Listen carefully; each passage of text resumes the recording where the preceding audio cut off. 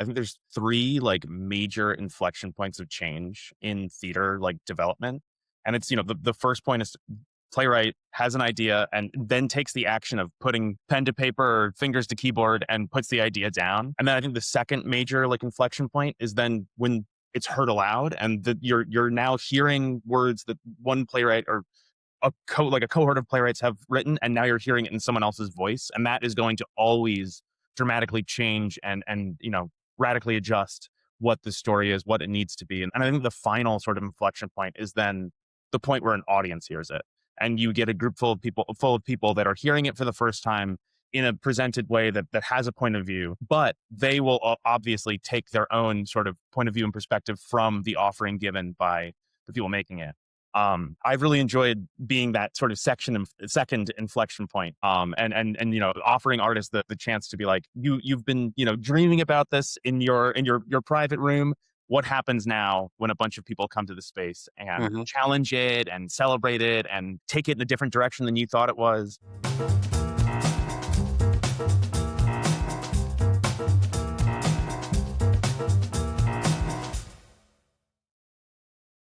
And welcome back to the podcast, Theater Philadelphia, the podcast, TP. It's that simple. We're having conversations with the community we serve and learning more about them, and hopes that after listening to this, you'll be so excited that you'll be signing up for their mailing list, buying tickets for every show, and celebrating them just like we are celebrating them.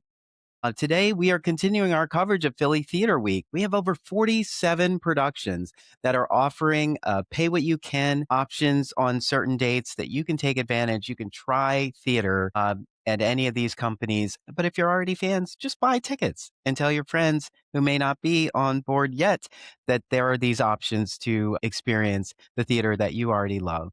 Today, we are here to talk with Theater by Development, who has an offering for Philly Theater Week called Clippings. And so we're here with the founders of Theater by Development. Welcome to the podcast. Yes, thank you for having us. TP meets TBD. Yes, absolutely. So go ahead and tell everyone your names for those who are just in ears. Of course, I'm Monti Cerebino. And I'm Andrew Miqueli.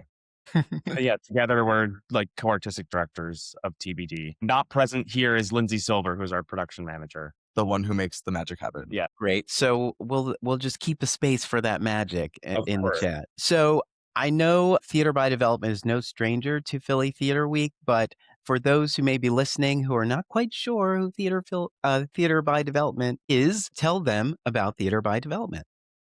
Yeah, so Theater by Development is a new play company in Philadelphia that focuses primarily on new plays and new work by emerging artists. And it kind of started again in this room, just starting with gathering groups of artists together just to see who's writing something, read a script, discuss it, see who's, down to clown and do some art. And it eventually got to the point where it just felt natural just to go produce some productions on a full scale level. And again, just continuing developing work and stuff. So that being said, Philly Theater Week, we're so excited to present Clippings, which is our second iteration of a new play festival presenting 3 short new plays. Great. And so talk about your process of you have 3 plays to offer in Clippings, but talk about your process of getting these 3 plays.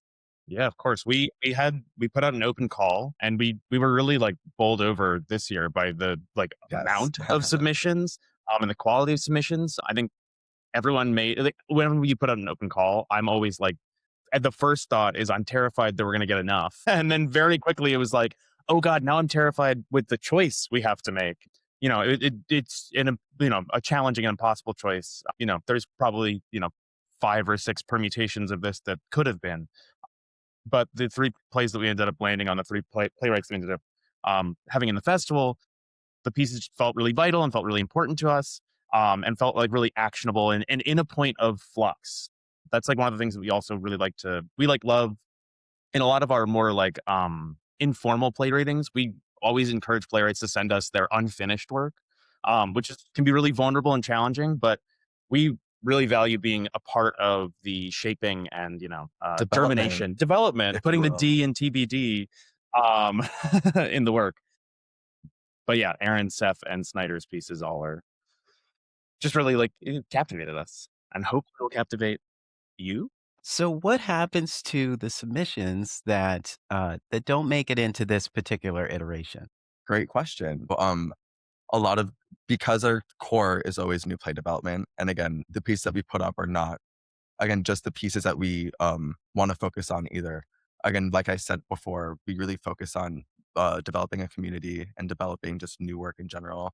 So a lot of the pieces we did invite the writer to come to an informal, casual kind of play reading, and again, just grouping them up with another script that was that felt similar to it and with groups of artists that would resonate with these scripts just to have casual readings and discussions and just throwing things at a wall and just seeing if they stick and just chatting about everything and just again helping the artist and playwright and whatever serves their needs in that moment That essentially. we're always trying to do these like bi-weekly schedule permitting, schedule allowing readings of new plays that we get submissions from or we find from peers or we seek out. And then it's just really those are honestly like Mhm. my favorite thing that we do because it's such a fun thing of finding artists to read, finding artists to listen, getting designers in the room to give playwrights like a perspective that they might not, naturally get in their lives or get in their home writing the play. And it's just a really fun conversation starter and germination of an idea. And my favorite thing about it is again the community. Like we introduce so many new artists to each other, so many relationships and friendships just blossom from these readings as well. So that's what personally makes me very In your experience of play development, what do you think writers need the most in order to bring their stories to life? as a writer, again, how TBD kind of started was Monty's very director minded. I'm very writer minded. So it started with Monty just being like, do you have a script? Let's get people together. Let's just read something. And again, I just think that's the best thing that can serve a writer. A script on paper is completely unfinished. Again, it's meant to be portrayed and played out, whether it's on stage or on screen. So again, I think just like reading it in like a very low stakes, like safe environment where you're open to ask questions, people are vulnerable to offer feedback is just the best thing I think any playwright and artist can have. And if I can add to that, I think there's three like major inflection points of change in theater like development.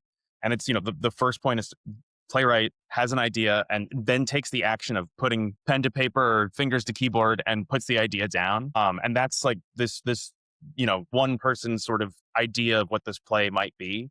And then I think the second major like inflection point is then when it's heard aloud and that you're now hearing words that one playwright or a cohort of playwrights have written, and now you're hearing it in someone else's voice, and that is going to always dramatically change and radically adjust what the story is, what it needs to be, and conversations that will change things. And I think the final sort of inflection point is then the point where an audience hears it, and you get a group full of people that are hearing it for the first time in a presented way that has a point of view, but they will obviously take their own sort of point of view and perspective from the offering given by the people making it. I've really enjoyed being that sort of second inflection point. And offering artists the chance to be like, you've been, dreaming about this in your private room. What happens now when a bunch of people come to the space and Mhm. challenge it and celebrate it and take it in a different direction than you thought it was? And yeah, getting to be like shepherds and curators of that Yeah. has been so like awesome. Yeah, that's great. The process of playwriting is often in solitude. You're not sitting around with 4 or 5 people going, "Yeah, all right, no, no, no, I'm working on that scene." Oh, I know that line's weird. I know. Yeah, like, trust me, I'm working on it. So, let's learn about our writers in this offering of clippings. And so for the current offering of the dissection of one Billy Burke, I think Snyder is really chewing on ideas of societal challenge. There's this main central conversation point around these body snatchers taking this dead body that in Scotland they could resell to a university for dissections. And they profited off of this, and it did lead them. This system being there led to them killing people, which is horrible and wrong. But at the end, they were the only person punished, and the system that was in place was never held accountable. And so I think that the section of One Billy Burke is kind of trying to challenge both things. No, not trying to be like it's fine to kill people, but also what are we doing as a society to create a system where people profit off of that, and then also not looking at the system as the problem, but looking at the person inside of it. Yeah.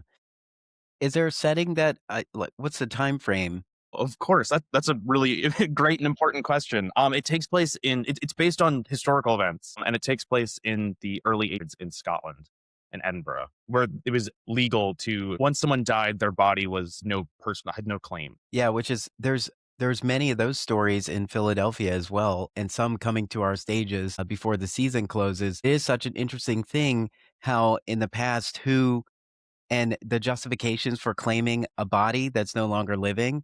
Yes. There were some times where, uh, an employee was working and died on the job, and an employer felt like they owned the body because they were doing work, and there were conversations about bodies being sold to science for money because the employer wants to make up for the money that it lost with an employee. It's just so interesting. And when you hear a story like this, you think about how there are so many laws and policies in place that, when they're not really benefiting us, we're very frustrated that there is just a laundry list of things and rules.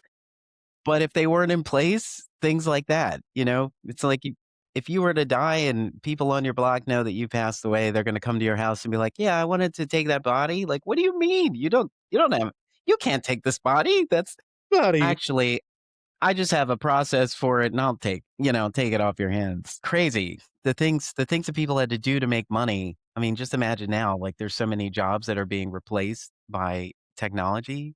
Are we going to get this desperate again? I hope not, but yeah, scary times. This story might pose that question. If you're curious, you want to give a listen to the dissection of one Billy Burke. That's one play in the show. Let's go to our the next writer and talk about their piece. Yeah, so the second piece we're presenting is Gay Book Club's Worst Read of the Year by Erin Malimban, who is a Philadelphia-based actress and writer.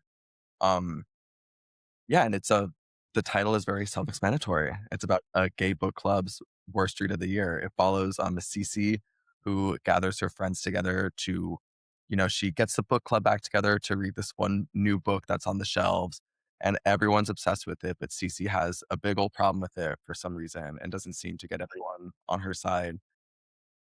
And again, like all queer friend groups, there's relationships, there's exes, some people love each other, some people hate each other, the waters are a little murky right now. So a lot of drama ensues that, parallels a lot with the book, and the conflict that happens in the book. And again, it poses a lot of questions of um, narrative and story, more so like who gets to tell your story, how do you become a villain in someone else's story, and things along that nature of narrative and perception. And you'll see people in the play. It feels so real Mhm. to, our existence in our lives. So, when you're reading these plays, like what are you looking for and or what is pulling you in? Like, so for example, this play, Gay Books Club's Worst Read of the Year. How far were you reading into this before you were sold on it? For I this mean, one particularly, again, a lot of the scripts that we received in submissions were at various stages of development, and this one was definitely very early in development. I think it was maybe like 10 pages that were part of the mhm. initial submission. But again, those 10 pages again just were there was such a strong hook. They just felt so strong. We were so locked in that again we craved more to see what the rest of it looked like. And I think that's sort of what we look for when we Yes. read submissions and when we read plays. Again, we, as Monty mentioned, we love reading plays that are unfinished. Again, just seeing where the seeds are growing and how the roots are taking shape. So it was exciting to kind of see that piece in almost like a perfect spot of germination that we can jump in and help flesh the rest out. I think one of the other things that I am always looking for is like authenticity in the writer's voice as well. There's just you can tell when someone is like really really passionate about the story they're telling, and when like I don't know they're it seems like what they're talking about is coming from a well of interest, experience, knowledge, things like that. I mean, I think that all three of these plays just it's from this place that the playwright could probably write 1,000 pages on, Yeah. which is Which just is exciting to be which right. is also why it's so interesting and exciting to be on the ground floor of play development. Yeah. When you're experiencing a story building and coming to life from any stage, 10 pages or the first act, or just any amount of it. You're right. You are thinking that. I was at a play development program earlier in the week, and I was thinking that. I was like, what you've put together here has engaged us, and I want to know what you're going to do next. I want to know where these characters are going to go. And it's so exciting because, you know, if you think about other forms of media, there's always a TV show where someone says, "Are you watching that show? I'm on the fence about it." Like, "What are you on the fence about? They made 10 episodes. Go watch it." Like, but the thought is sometimes they need to hear from somebody else that I'm enjoying it so far. But really, if you're starting from the beginning, it's hard to not get connected. You're introduced if it's well written, you're introduced to your characters and you're introduced to their conflict in a way that you have to see this through. And Yes. so you want that. And so this is why being there from the start is exciting, because you're like, I went to this reading, I heard about this piece, and I was so engaged by maybe just the title or what they said about the writer. And then I came in and understood this whole story and was like, I can't wait to see this fully developed. Like, Yeah. please keep in touch with me to let me know that you're continuing the journey of bringing this piece to life. That's what I hope everybody thinks, because that is exactly how I feel whenever I'm in the early stages of a developing piece. I mean, I will say with this festival in particular as well, all these pieces are around 30 minutes long. But I think that after this festival, most of the playwrights have ambitions to continue working on these plays and adapt into like longer pieces. So I think that it hopefully it could be a cool opportunity for audiences to come see this fraction of this piece in development. And then, in a year and 2 years, get to see how it's grown and get to see like the next iteration, the butterfly come from the caterpillar. Absolutely. Um, and so the final, but not least, talk about the writer of the third piece. Course. So the last piece is "Hey, What's the Big Idea?" By Seph McAndrew. Seph is someone who we had met before the submission from the university. Who is primarily a screenwriter. Yeah. Yes. And it's "Hey, What's the Big Idea?" I would say takes the biggest swing in terms of like genre and style. It's kind of absurd. It's very like when we first read I think it was 15 pages Yeah. that Seph submitted, I just couldn't get out of my head the suggestion of space was just so specific. It's this dystopian or utopian, like almost like medieval Mad Maxy sort of feeling throne room is where this takes place. And really at its heart, it's a story about power struggles and power dynamics. We follow a bored king and his advisors and his many filthy husbands as the stage directions put them. And the sort of point of change, the thing that shatters the stasis of this play is a thinker arrives with the first big idea in a generation. And from there is insanity and conflict and some hilarity as well. But yeah, Seph is really, I think, really exciting. What really excites me about Seph as a playwright, I think, is Seph's background as a filmmaker. I always think it's really cool when people that have worked in other disciplines or other artistic disciplines come to theater, come to playwriting in particular, because there's points of views and perspectives and techniques that we don't maybe touch on or we don't maybe use in a theatrical setting that we use in a filmmaking setting. Or one of the other playwrights we've worked with, Amir Gabriel Gad, is a playwright, but is also a collage artist. And I think you can see that in their work as well a lot, that their plays have a sort of collage atmosphere or collage feeling to them, collage structure. So it's always exciting to work with people that wear many hats. Yeah. That's great. So you're at Walnut Street Theater Independent Studio on 3, Yes. which is a great space. When you're doing a reading series like this, are you more traditional music stands, chairs, or are you more of like an elevated, let's add some visuals, some elements of props and movement uh, to really give people a sense of what's going on? What is your preference, or are there stages of when you do that? I think it's definitely the latter. Again, like we're really focused on the text, but again, there's different ways to support the text as well. So yeah, definitely the latter with elevated movement. Yes. Some movement, some lighting, some sound, minimal prop. I think especially for this clippings more than ever. I know the Yes. first one is very text focused and text based. But this one, there is some design elements that accentuate the text more than anything. Bless Rudisil is are the lighting designer on the show on the Hey. festival. And then Alex Werthauer did the sound for the festival. And I think also like with this too, with the sort of the inspiration for this festival for us coming from the Equinox Festival, which is this thing at UArts where Andy, Lindsay, and I met.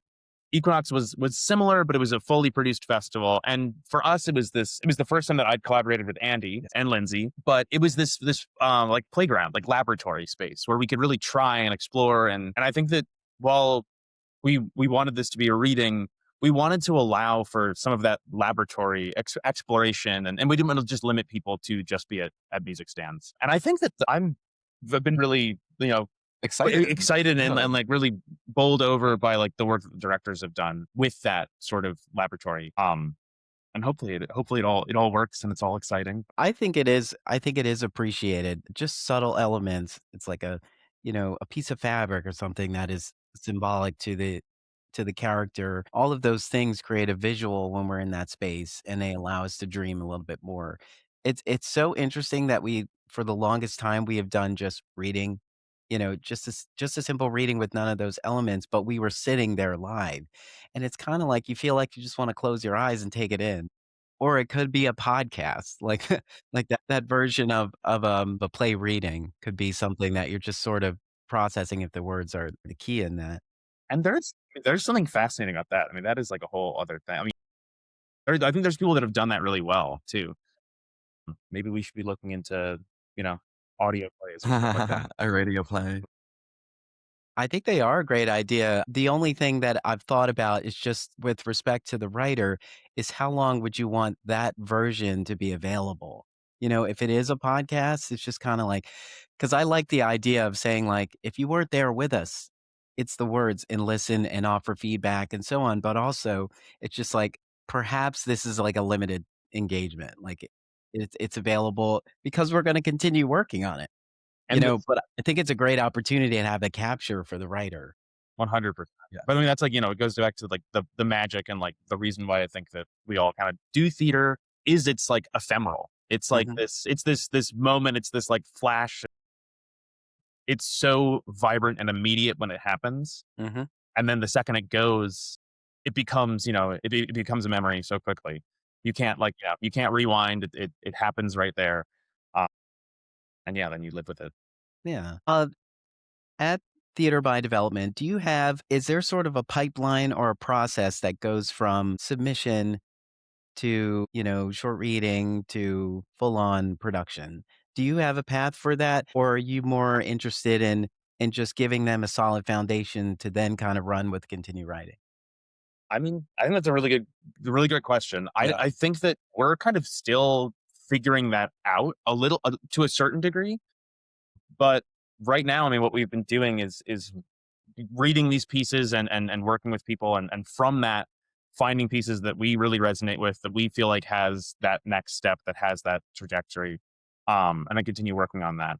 I will say we're really excited to share and announce that in Fringe, we're going to be doing Return to Your Descent by Rose Farrell, which Yay. in our last clippings, we're really excited to share. I mean, you kind of laid out that idea of a pipeline, and this piece has had that, where Return to Your Descent came to us in clippings. We presented a 15-minute version of it there. And we just adored it. Really, it came from, we were like on a break during tech, and I was sitting with Rose, and Rose was like, I'm thinking about like adding more pages. Like I'm thinking about a third character. Like, I don't know.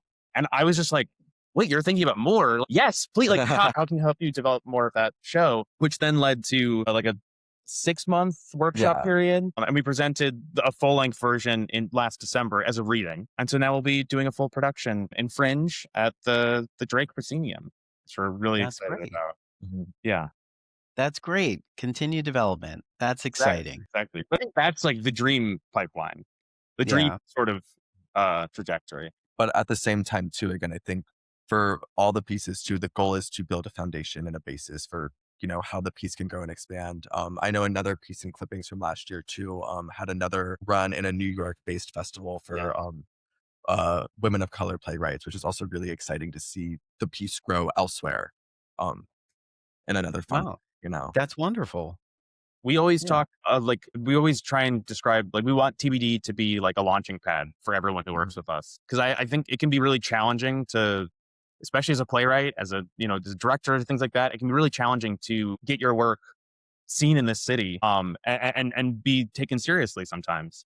So we hope that through, doing the stuff that we're doing, that we're, showing everyone out here that, like, no, these people are really amazing. Like, you need to work with this person. Like, you need to do more of this person. Um, so hopefully we continue being able to do that. Yeah. So, as this offering is part of Philly Theater Week, and Philly Theater Week is an opportunity to essentially try theater by lowering the barrier of entry, what do you hope the an audience takes away from this experience? What do you hope that they learn about theater by development? And what do you hope the writers and the participants of Clippings take away from this experience? Well, for the writers and the artists, again, I hope they take away a lot of feedback and just again, hearing the audience and hearing and the work read aloud and hearing reactions to it, again, what that can do for the development of their piece.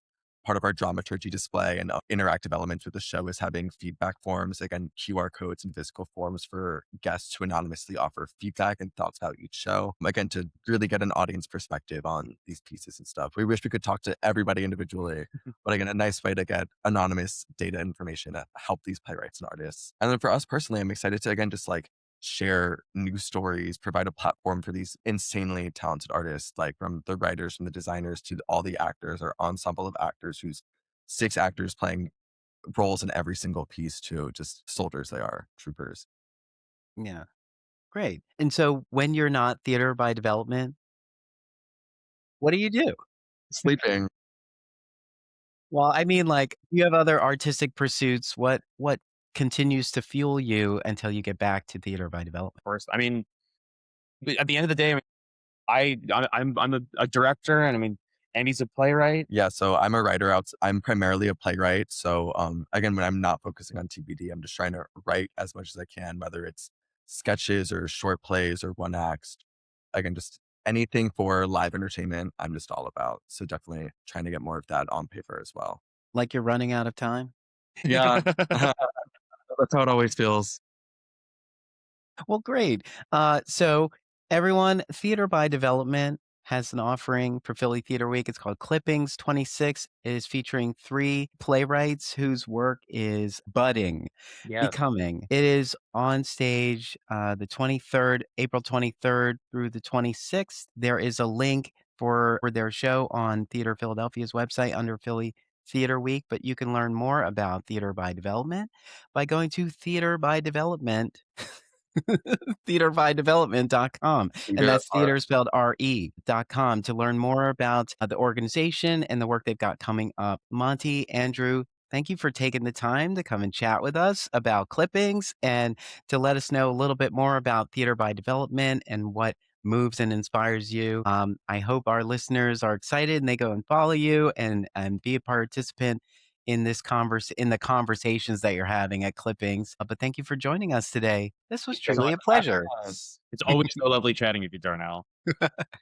Thank you. Thanks.